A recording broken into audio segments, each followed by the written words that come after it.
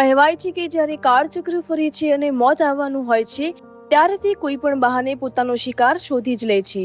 મોત પીછો નથી છોડતું. આ ઉક્તિને અક્ષરશઃ સાચી સાબિત કરતી એક અત્યંત કરુણ અને હૃદયદ્રાવક ઘટના વિસનગરમાંથી સામે આવી છે. એક એવો યુવાન કે જેણે હજુ થોડા દિવસ પહેલા જ મોતના મુખમાંથી પરત આવીને નવું જીવન મેળવ્યું હતું, તેને નસીબની ક્રૂર મજાકે ફરી એકવાર મોતના ખપ્પરમાં હોમી દીધો છે. વડનગર તાલુકાનું સોભાષણ ગામ અને આ ગામનો રહેવાસી વિજય ઠાકોર ગત 21મી મેના રોજ વિજયને એક કમકવાર અકસ્માત નડ્યો હતો. પરિવાર પર જાણે આપ તૂટી પડ્યું હતું. મહેસાણાની એક ખાનગી હોસ્પિટલમાં સારવાર ચાલી અને આખરી વિજયે મોતની માત આપી અને તેને ઘરે પરત લાવવામાં આવ્યો.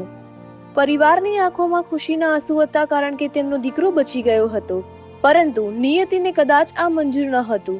6 જૂનના રોજ અચાનક વિજયની તબિયત ફરી બગડી. પિતા વસંતજી ઠાકોર અને ભાઈ પ્રકાશજીના જીવ તાળવે ચોંટી ગયા અને તેઓ વિજયને તાત્કાલિક સારવાર માટે વડનગર સિવિલ ખાતે લઈ ગયા. ત્યાં પ્રાથમિક સારવાર આપ્યા બાદ સ્થિતિની ગંભીરતાને જોતા તેને એમ્બ્યુલન્સ મારફતે વધુ સારવાર માટે મહેસાણા લઈ જવામાં આવી રહ્યો હતો. એમ્બ્યુલન્સની સાયરનનો અવાજ પરિવારની ધડકનો વધારી રહ્યો હતો, પણ કોને ખબર હતી કે આ એમ્બ્યુલન્સ જ વિજયની અંતિમ સફર બની જશે. વિસનગરના પાલડી 4 રસ્તા પાસે આ એમ્બ્યુલન્સને પણ એક ભયાનક અકસ્માત નડ્યો. આ અકસ્માત એટલો ગોજારો હતો કે 21મીના અકસ્માતમાં માંડ બચી ગયેલા વિજય ઠાકોરનું આ બીજી વખતના અકસ્માતમાં ઘટના સ્થળે જ કમકમાટી ભર્યું મોત નીપજ્યું. પરિવાર કે જે પોતાના દીકરાને બચાવવા હોસ્પિટલ તરફ દોડી રહ્યો હતો, તેની આશાઓ એમ્બ્યુલન્સના અકસ્માત સાથે જ કચડાઈ ગઈ. જીવન અને મૃત્યુ વચ્ચેની આ લડાઈમાં આખરે મોતની જીત થઈ.